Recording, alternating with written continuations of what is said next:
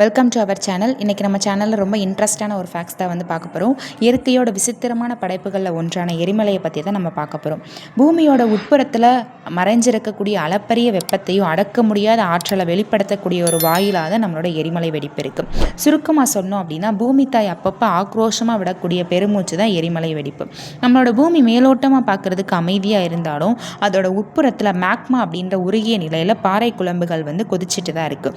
பூமியோட மேலோட்டத்தில் நம்ம ஏற்படுத்தக்கூடிய மிகுந்த அழுத்தத்தினாலையும் நிலத்தட்டுக்கள் நகர்றதுனால ஏற்படக்கூடிய உராய்வின் காரணமாக இந்த பாறை குழம்புகள் பெரும் சீற்றத்தோட வெளிப்படும்.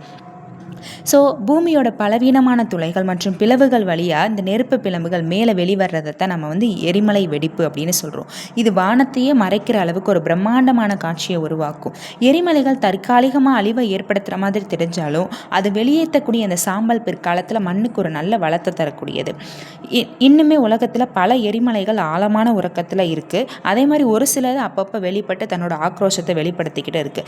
இயற்கையோட இந்த மிரட்டலான அழகையும் சரி, அது பின்னணியில் இருக்க இந்த அறிவியலை புரிஞ்சுக்கிறதே சுவாரஸ்யம் தானே.